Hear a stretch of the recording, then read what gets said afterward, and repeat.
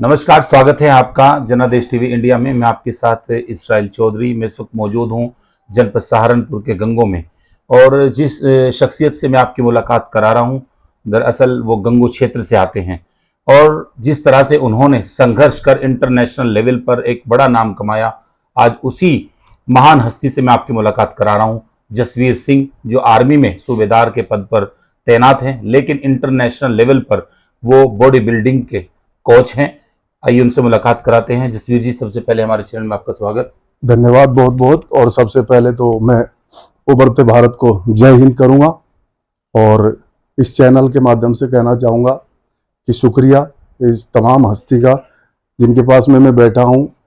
मेरे पिता तुल्य सुरेश पाल राणा भाई साहब जी, और मेरे उस्ताद अकरम अजीज साहब और राजेंद्र साहब, और मेरे बुजुर्ग साथी और मेरे आजम भाई, इन सभी का सहयोग से मैं आप यहाँ पे एकत्रित हुआ हूँ, और जो बातें होंगी वो बेखूबी बातें करें। जसवीर जी, आप गंगो क्षेत्र से आते हैं, आपका गांव मोहडा है जी। किस तरीके से आपने बचपन से ये शुरुआत की और आप आर्मी में गए, और रहन सहन किस तरीके का था? गंगों में आना, एक लोकल एरिया पर आकर इस तरीके से कितना बड़ा मुकाम हासिल करना, ये आपने कैसे हासिल किया? आपने सर चौधरी साहब, आपने दूखते रग को छेड़ दिया, और ये तो वो कीड़े आपने शुरू कर दिए जिनको मैं याद नहीं करना चाहता था। अब याद करने की बात अगर आपने करी है तो याद करना इसलिए मेरा बखूबी है कि 1998 में अकरम भाई का जिन ज्वाइन किया था, और गवाह हैं सर हमारे उस चीज में। अपने 2 बच्चों को साथ में लेकर के आते थे, और इम्प्रेस होते थे इस चीज को लेकर के कि जसवीर सिंह, मैं गंगों से नहीं आ सकता और आप मोहडा से आते हैं। मोहडे की जो दूरी है हमारे गंगों से वो 5 किलोमीटर है, और मैं यहाँ पे सर को यहाँ पे मैं 4 बजे सुबह मिल जाता था। 2 बच्चों के साथ में लेकर के आते थे कि व्यवस्था नहीं थी, फिर भी आप पैदल आते हो, और मेरे पास सब कुछ व्यवस्था होने के बावजूद भी मैं यहाँ से नहीं आ पाता। यार मैं सल्यूट करता हूँ जसवीर सिंह, मगर नहीं सर आप पैसा मत कहिए, ये तो सब आप ही की मोहब्बत है और मेरा एक अपना जुनून है सर। और रही बात उस चीज की कि सर जहां से आपने जिक्र किया कि बॉडी बिल्डिंग काफी महंगा गेम है सर जी।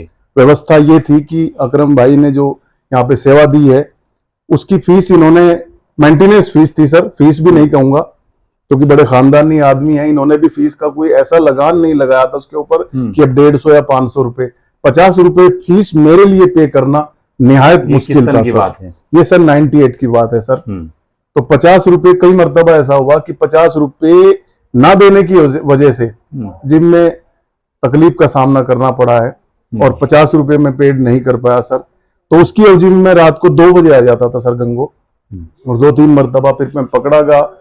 तो अकरम भाई जो मेरे उस्ताद हैं वो नाइस कॉलेज मेरठ में थे, जो अपने वहां पे पीटीआई के तौर पे काम करते थे। तो इन्होंने फिर आके एक दिन मेरे से पूछा, और मैंने अपनी व्यथा बयान करी और बताया कि सर मैं 50 रुपए देने में बिल्कुल सक्षम नहीं हूँ।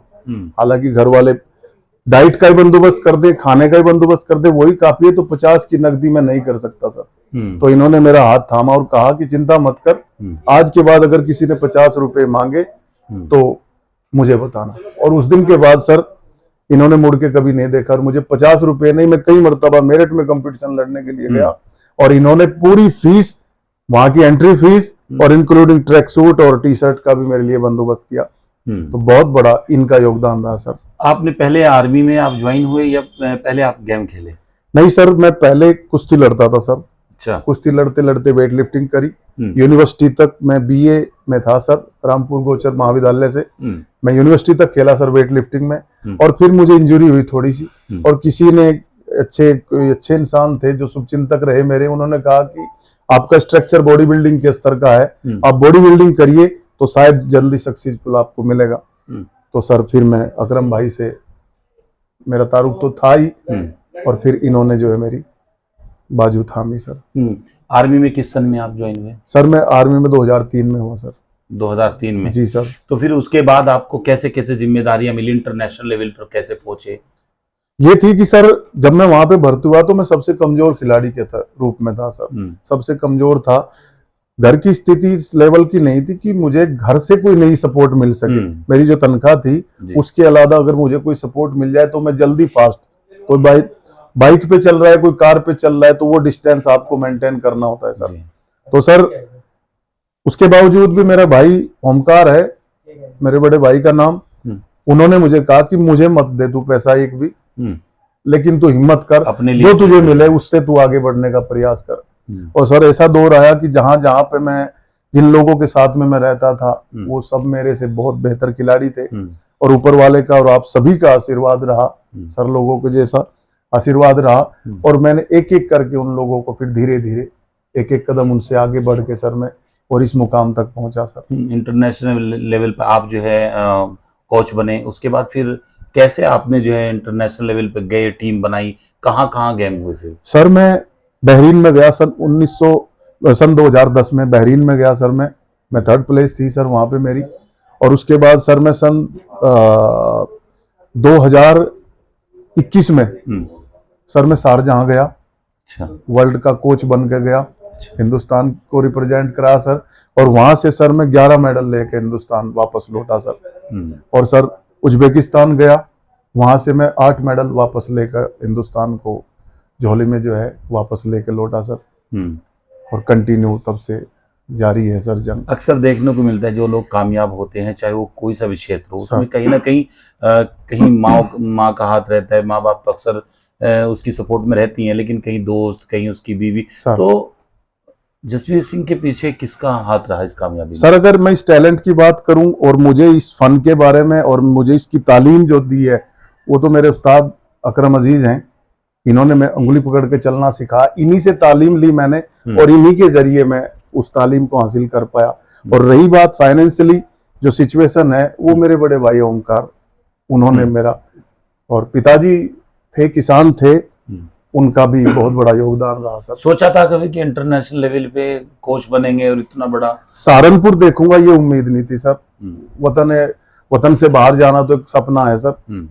काफी लोग ऐसे हैं जिन लोगों ने जहाज आज तक नजदीक से नहीं देखा, बैठना तो दूर की बात सर। सहारनपुर से बाहर जाऊंगा ये उम्मीद नहीं थी। आर्मी के अंदर सीनियर अधिकारियों का और गेम के अंदर अपने कोच वगैरह जो और साथी होते हैं जो गेम के अंदर रहते हैं, उनका किस तरीके का सहयोग आपको मिलता है? सहयोग सर आपके व्यवहार के ऊपर डिपेंड करता है, गिव एंड टेक। यदि आप जैसा लेते हैं वैसा देते हैं। इस विधाता का नियम है कि इस नियत को, अगर वो इतना कारसाज है ऊपर वाला कि नियत को पहचानता है, बताते हैं ना कि जैसी नियत वैसी बरकत। अगर वो इतना समझने वाला है तो आपकी नियत भी समझता है। अगर मैं किसी से, आपसे कोई काम लेना चाहता हूं, तो पहले मैं बहुत पोलाइट हो जाऊंगा, और जैसे ही काम निकल गया फिर मैं आपको रफा दफा कर दूंगा, इग्नोर कर दूंगा। तो मैंने कभी किसी से के साथ में भी जब भी मैंने काम किया सर, मैंने बेबाक काम किया है, और ये नियत नहीं रखी इससे ये काम मेरा निकल गया और उसके बाद मैं फिर इनको साइड कर दूंगा।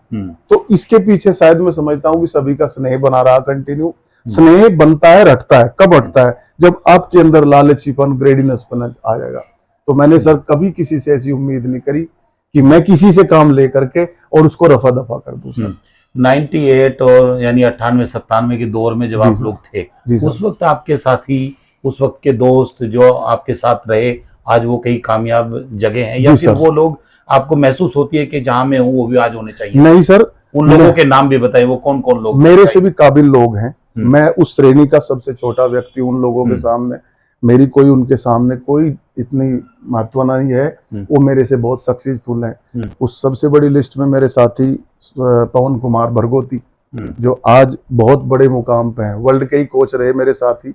उसके साथ में श्यामवीर सिंह मेरे साथी रहे, और बाकी प्रविंदर, और काफी एक अनिल प्रजापति लड़का, एक मांगेराम, और काफी साथी लोग। लोकल स्तर से आपके गंगो क्षेत्र और गांव से और देहात से वो यार दोस्त जो आपके साथ रहते थे, आप उनको मोटिवेट करते थे, लेकिन वो नहीं आगे बढ़े और आप आगे निकल गए, और वो दोस्त जो अटखेलिया करते थे आपको, तो वो याद है आपके? वो कौन कौन लोग थे? बखूबी उनको मैं याद आज भी दिलाता हूँ, और उस चीज पे पश्चाताप भी करते हैं, लेकिन दुआएं भी करते हैं कि कोई तो गया, कोई तो रहा, कहीं ऐसा तो ना होते कि हम सभी एक ही सफर में रह जाते और वो नाव ही डूब जाती। कोई तो नाव पार कर गया, हम तो डूब ही समझे, कोई दिक्कत नहीं है, लेकिन तू हमारा अंग है, हमारा साथी है, तो कहीं ना कहीं संतोष होता है कि नहीं यार, हम भी गलत नहीं थे, हम सही थे, लेकिन वक्त ने ऐसा झटका दिया कि हम पहले उतर गए गाड़ी से।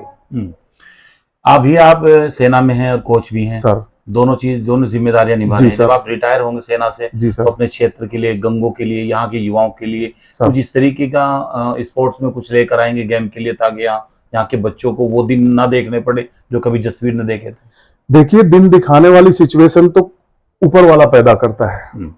बड़ी अच्छे किसी ने बड़ा अच्छा शेयर किया कि गरीब पैदा होना अलग चीज है, लेकिन गरीब होकर के मर जाना अलग चीज है। वो आपकी कई चीजें आपके हाथ में होती है। और मैं इस क्षेत्र को बताऊंगा कि सबसे पहले, और उस तमाम इंसान को बताऊंगा कि हेल्थ इज वेल्थ। सबसे पहले यदि आप फिट हैं तो आप ही फिट नहीं है, वो गांव फिट है, वो देश फिट है, हिंदुस्तान फिट है। जिस देश का नवयुवक फिट है वो देश फिट है। अगर देश फिट एनर्जेटिक है तो आप काम करने की क्षमता 12 घंटे की बजाय 24 घंटे का काम कर सकते हैं। अगर आप में एनर्जी है तो आप 12 घंटे की बजाय 24 करोगे, तो 24 करोगे तो डबल करोगे ना सर। तो डेवलपमेंट किसका होगा? जिस आप फैकल्टी में आप काम करते हैं, जिस विभाग में काम करते हैं सर, उसका डबल इजाफा होगा। तो सबसे पहले जो आपको मंत्र है वो ये है, उन लोगों को मंत्र है कि हेल्थ की सबसे बड़े आप इशू को समझिए। आज के दौर में 60 से क्रॉस नहीं हो रहा है कोई, और उसके जिम्मेदार आप सेल्फ हैं, खुद आप जिम्मेदार हैं उसके। आपने जो कमाने वाली चीजें हैं, जो आपका शरीर कमाने वाला है, उसको सबसे पीछे रख दिया आपने। आप उसकी तौहीन समझ रहे हैं, उसको मेंटेन करना तौहीन समझ रहे हैं। गाड़ी को मेंटेन कर रहे हैं, बाइक को मेंटेन कर रहे हैं, शरीर को मेंटेन क्यों नहीं कर रहे सर आप? मैं समझता हूं कि शरीर को मेंटेन करिए, अपने आप सब चीजें बदलती चली जाएंगी सर। तो इन युवाओं को, इस नवी रोशनी को मैं यही सलाह दूंगा कि सबसे पहले नशा मुक्त रहिए, नशे को ना लेकर के आइए, नहीं तो बहुत जल्दी बॉडी में डिजीज शुरू हो जाएंगे और आप बीमार हो जाओगे। और जो काम पे आपने फोकस करना है उसकी वजह पीजीआई चंडीगढ़ में आप लोग पहुंचेंगे और वहां पे अपना ट्रीटमेंट कराएंगे। पैसा भी जाएगा, समय भी जाएगा और शरीर भी जाएगा। चलिए, बहुत बहुत शुक्रिया। तो आपने जसवीर जी को सुना, जो इंटरनेशनल कोच हैं बॉडी बिल्डिंग के, और सेवा में अभी सेना में भी अपनी सेवाएं दे रहे हैं। और अकरम अजीज जो शान हिंदुस्तान के नाम से अपनी एक अलग पहचान रखते हैं, उनके आज अपने गुरु से मिलने के लिए हमने भी एक सौभाग्य प्राप्त हुआ। एक छोटी सी चर्चा इनके साथ की। बन रही है अगली वीडियो देखने के लिए मेरे साथ। नमस्कार।